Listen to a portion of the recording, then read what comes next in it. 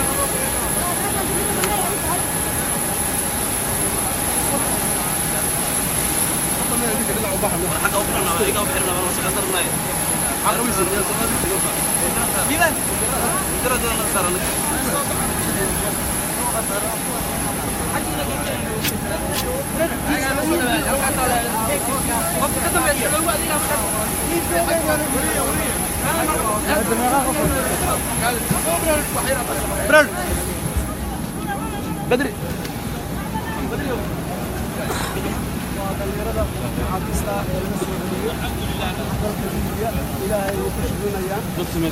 الحمد لله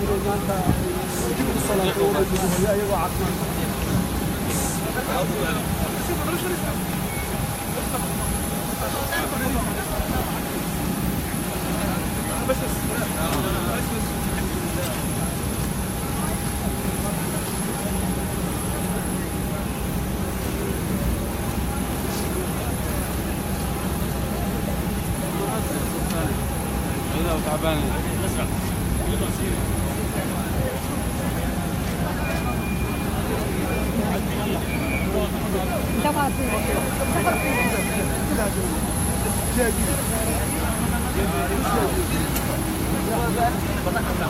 يا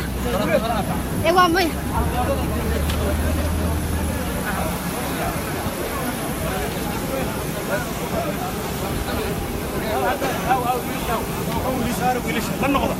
ننقض وليش على الارض كتير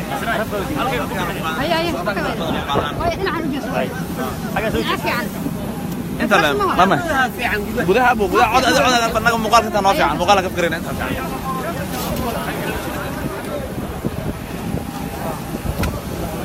كيف كان بوبسي ها بوبسي هل قفنا صاغر في جيش شكل ديار قالوا ماشي ندبلوا ما هذا الكوفي عليه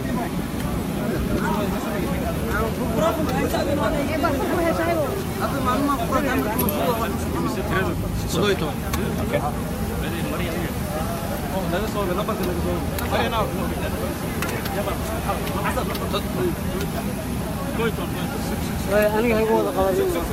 قوانين. نرجع عنها لا وداك.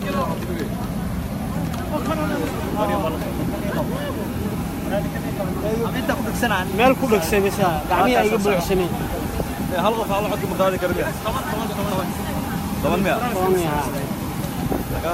إيش ندبل في اليوم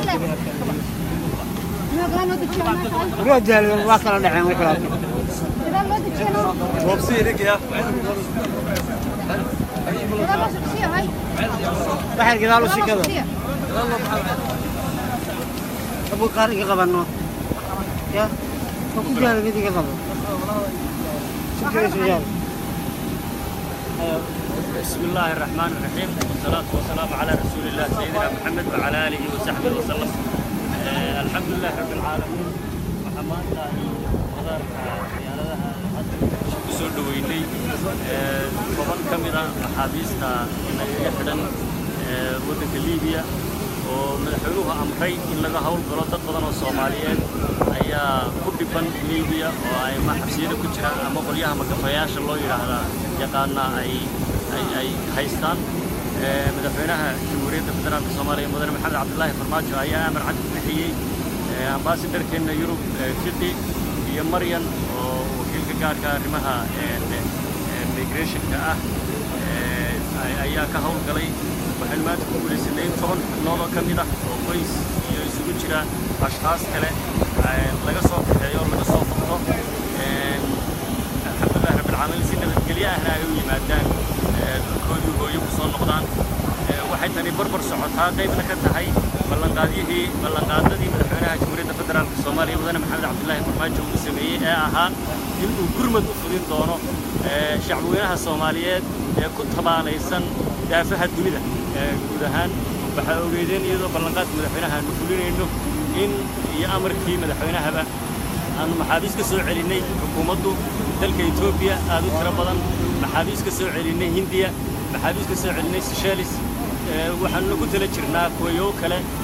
inaanu wadamada ku xidhnaayeen la xiriirno iyagana la soo daayo hadda waxaa la soo dayn doonaa gacanta lagu hayaa ilaa 30 qof oo kale oo Liibiya laga keeni doono sidoo kale wadamada kale carabta qaarkood iyo dunidaba iyo Hindiya inta ku hadhay in iyagana la soo daayo oo aynu ku soo celino dhulkooda hooyo qof kasta oo muwaadin oo dibadda ku cadiban in loo gurmado gurmadkaas iyadoo aynu fulinayno maanta meel fiican bay maraysaa dadaalkaas waa sii laban laabaynaa annagu mar walba ku shaqaynayna tilmaanta iyo talada madaxweynaha haddii ilaahay yidhaa waa mahadsantihiin wasalaamu calaykum waraxmatullaahi wabarakaatu ra'iisul wasaare hal su'aal haddaan ku weydiiyo dadkan maanta la keenay ma dadka xabsiyada Liibiya ku jiraba mise waa dadkii magafayaashu ay sida gaarka u haysteen oo lacagtii madax qabashada laga rabay Maryam baa ogaalsan oo maaragtay su'aasha ka jawaabi doonta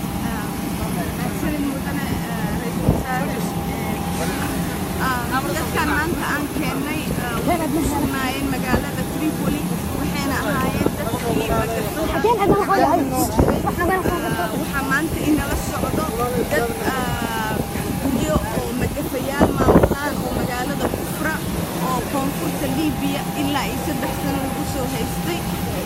insha Allah alxamdulillah dadkan waa ay ka soo baxsadeen gacanta magafaha waxay imaadeen safaaradda Soomaaliya ee magaalada Tripoli halkaas baa kula kulannay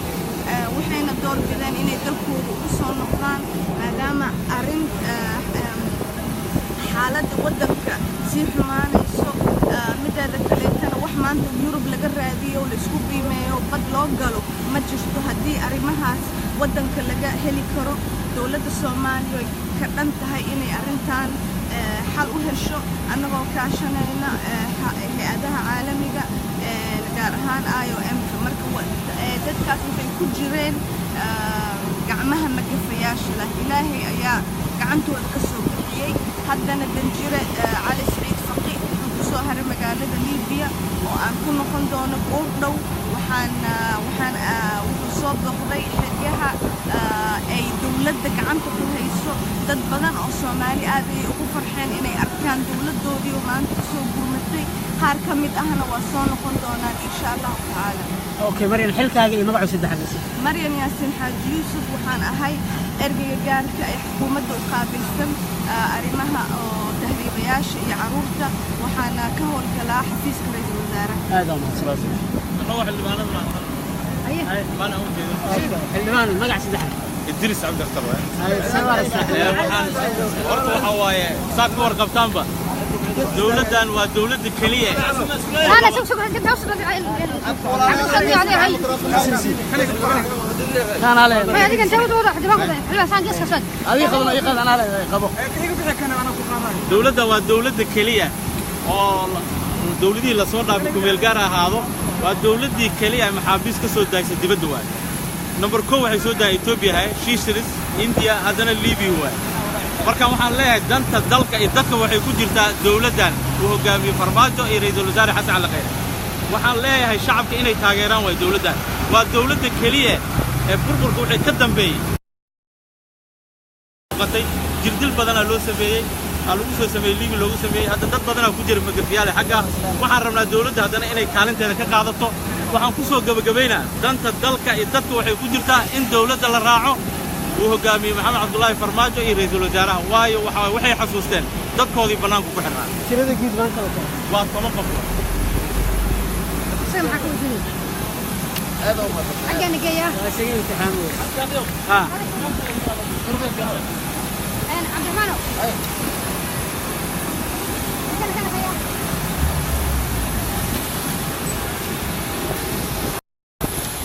وباسلتين سلام كان داوديال حابستي عبد الرحمن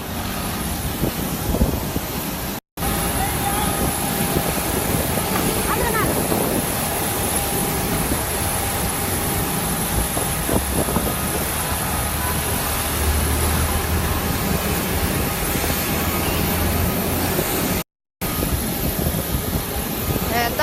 arkaysan 10 ayaa la keenay oo dadka ugu horeeya ah sida ay sheegtay Maryan oo ah wasiirka dowladda u qaabilsan arrimaha tahriibka iyo xuquuqda carruurta kuwa kale waa la keenay